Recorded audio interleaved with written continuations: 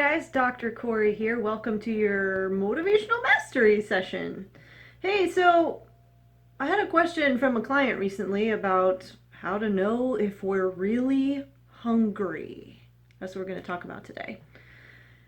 First thing I thought when she asked me that question was this: to know if we're anything, we kind of have to have a point of reference, right? So the point of reference we need in order to make sense of our circumstances. I know when I'm feeling irritated, for example, because I know what not feeling irritated is like. And I know when I'm feeling sad because I know what feeling joyful is like, what feeling like not sad is.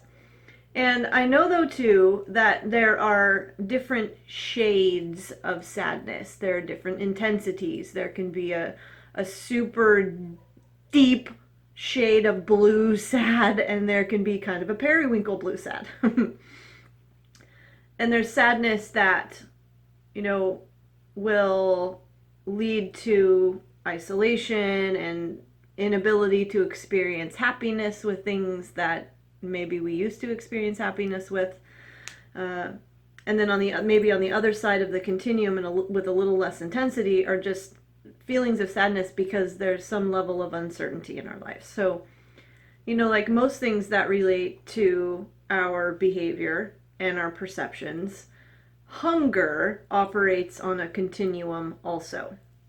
So I'm going to assume that my client's question was more related to wanting to understand when hunger dictates that it's appropriate to eat. So let's kind of dive into that, shall we? Let's imagine that let's imagine a line on the far left where we feel empty, okay, and faint to the point where we're almost kind of feeling sick almost. This is where our blood sugar has really dropped so low to the point where we may experience additional symptoms like shakiness, nausea, and we may even start to sweat. I know that I've been in that place before. It's been far too long between my last meal and when I'm going to eat again. Now, on the far right of the continuum, we have full to the point of massive discomfort, and there's no hunger present, and we don't even in a case like that, we don't even want to see food. The sight of food could actually make us feel sick. So the sensations that we experience within our bodies are really cues for determining the level of hunger that's present for us. And those cues can indicate whether eating would be a good idea or whether it's unnecessary and potentially harmful. Now, I think we need to keep in mind that even with hunger that might indicate food is appropriate, we've all been in situations where we've forgotten to eat, right? Or we've been engaged in an activity to the point where food is the furthest thing from our minds. When I got back from a week-long trip at 9 p.m. the other night, my stomach was growling, okay? I felt really empty, and I hadn't had a meal in at least 5 hours. Now, if I had gauged my hunger from those cues only, I'd have said, yep, absolutely, I need food right now. But we don't live in a vacuum as humans. We live within a context, okay? There are other factors and circumstances that we need to consider.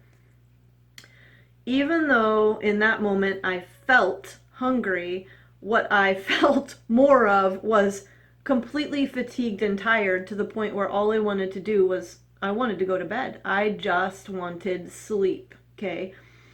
So as soon as my head hit the pillow that night, I was out. We got home. No food. Like, I could have gone to the fridge and pulled out whatever was in there from leftovers. No.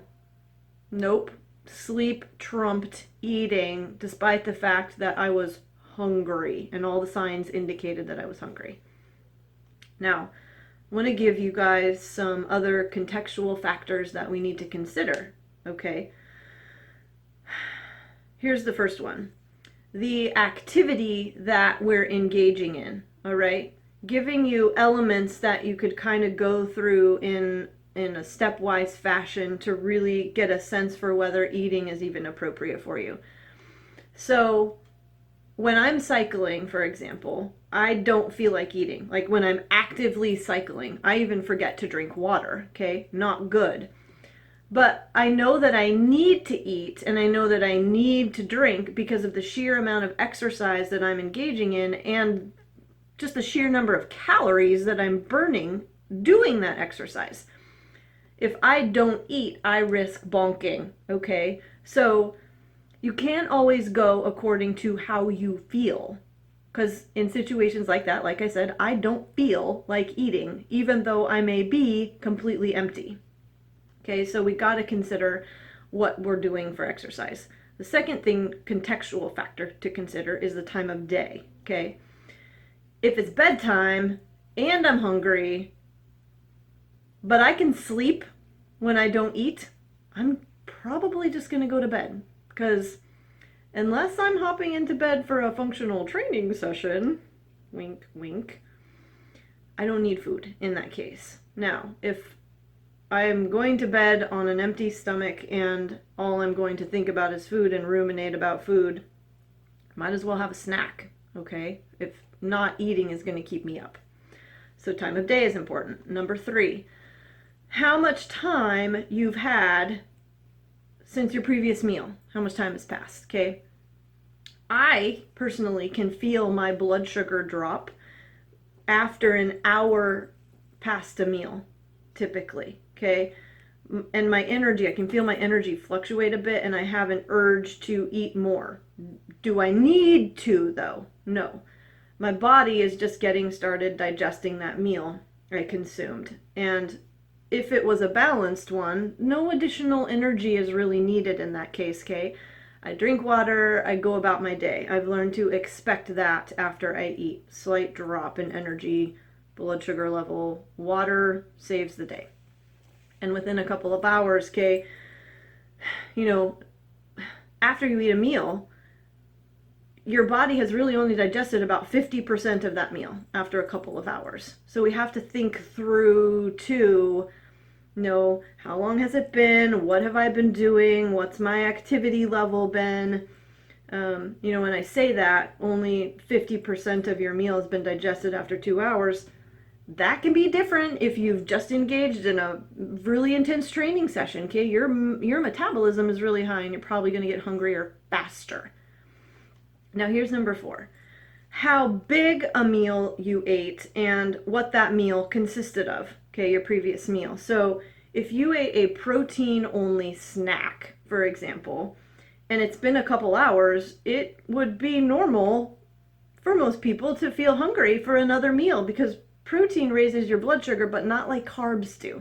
So hunger is typically higher after a protein-only meal, even though you've heard that protein reduces hunger, right? But like everything else, that comes with caveats. It's contextual. So here's the other thing, if you had a carb-only snack and it's been a couple hours, it would also be normal for you to feel hungry and ready for another meal pretty quickly. Carbs do raise your blood sugar, but eaten alone, without fat or protein, your blood sugar can fall more quickly after a meal like that. Okay, so got to consider how big a meal you ate and what that meal consisted of. Was it balanced between the macros? Number 5, your unique metabolic profile. Okay, you're always going to hear us say this because we're all very different DNA wise. Okay, so this goes without saying, but we often forget that we need to pay attention to the fact that we're different. No, my friend loves apples and can eat an apple and feel really full and satisfied because they're high in fiber, right? Really full and satisfied for a few hours. Not me. If I eat an apple on an empty stomach, I feel shaky within 5 minutes, okay? We need to pay attention to our bodies and how they respond to certain foods.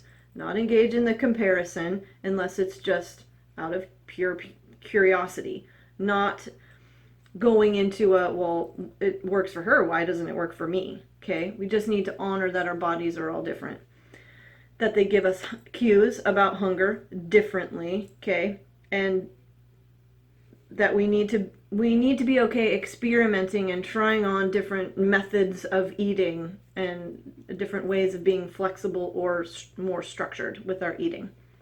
So here's my final piece of advice. First, let me go through the 5 contextual factors that you want to pay attention to again. The activity that you're engaging in, okay? The time of day, that's gonna weigh heavily in terms of your level of hunger and whether it's appropriate to eat or not. How much time you've had since your previous meal, how big a meal you ate and what that meal consisted of, and then your unique metabolic profile, all right? Final word, experiment, okay? Try not to label your hunger in a way that creates valence or meaning, all right? You got to try to keep it objective. When you say, oh my God, I'm starving, you guys can feel the level of urgency that creates and the level of potential discomfort, okay? But are you really starving? Like, let's come back to reality here and ask, do I have some body fat that could be used potentially before I have my next meal? Probably do, okay? Probably have some stored carbs that need to be used as well. You could label it differently and not feel nearly the amount of stress and that sense of urgency to eat right now. Because what happens in that situation when we sit down to eat, guess what happens? Well, we're usually not sitting down. And then when we're in that position, standing up, well, we're probably going to eat as much as we can physically shove into our faces at one time. So we eat mindlessly, and we eat more than we actually need when we do eat. Yes.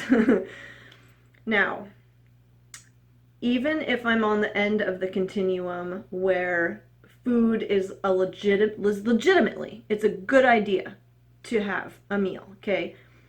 I can make myself feel much worse just by how I am responding to my bodily cues, okay?